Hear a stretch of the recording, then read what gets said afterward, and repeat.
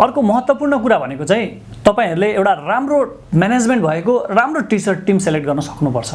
त्यो चाहिँ तपाईहरुले एडमिसन गर्ने बेलामा बुझेर सोधेर सिनियरहरुसँग सोधेर गर्न सक्नुहुन्छ। जस्तै तपाईले जुन तरिकाको सेटअपमा पढ्नु भएको छ 9 10 त्यही सेटअपमा पढ्नको लागि तपाईले हप्तामा कम्तिमा 8 देखि 10 वटा फिजिक्स क्लास, 8 देखि 10 वटा केमिस्ट्री क्लास, 8 देखि 10 वटा म्याथ क्लास आवश्यक छ, जुन धेरै कलेजले फलो गर्दैनन्।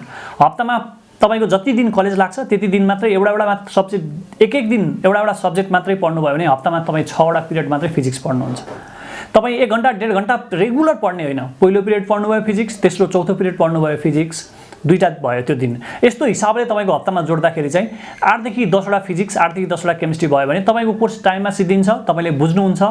धेरैवटा टिचरले पढाउने भएको कारणले उहाँहरुको दिने कन्सेप्ट फरक हुन्छ। राम्रो टिचरले चाहिँ तपाईलाई डिफरेन्ट आइडियाहरु दिनुहुन्छ। घोक्ने बर्डन गर्ने भन्दा पनि प्र्याक्टिकल लाइफसँग एसोसिएट गर्ने, एक्सपेरिमेन्टल कुराहरु गर्दिने, जसले तपाईलाई पढ्न पनि आनन्द महसुस हुन्छ।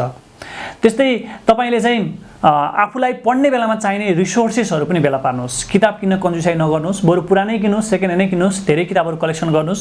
टिचरले भनेको कुरा बुझिएन, कहिलेकाहीँ टिचरलाई क्वेशन सोध्न गाह्रो हुन्छ, अप्ठ्यारो फिल हुन सक्छ विद्यार्थीहरुलाई, तपाईहरुलाई नयाँ इन्भाइरोमेन्ट हुन्छ, त्यसले गर्दा आफै खोज्ने, आफै पढ्ने, विभिन्न बुकहरु पढाउने, नेटहरु खोज्ने, रिसोर्सेसहरु क्रिएट गर्ने, यस्तो कुरामा इन्भेस्टमेन्ट गर्नुस्।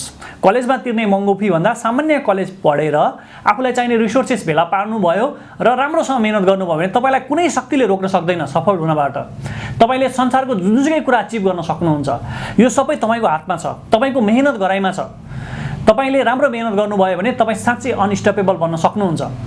तपाईलाई अनलाइनबाट गर्न सक्ने सम्पूर्ण गर्नुपर्ने सहयोगहरु गर्न म तयार छु। तपाई आफुलाई परिवर्तन गर्नुस्, रुटिनहरु, आफ्नो डे टु डे एक्टिभिटीहरु चेन्ज गर्दै जानुस् र आफ्नो फ्युचर प्रति कमिटेड भएर अगाडि बढ्नुस्। कलेजको टेन्सन नलिनुस्, जुनसुकै कलेज पढे पनि तपाईले गर्ने हो, तपाई राम्रो गर्न सक्नुहुन्छ। तपाईको अपकमिङ डेजको सक्सेसको लागि अग्रिम शुभकामना। धेरै धेरै धन्यवाद। फेरि भेटौँला।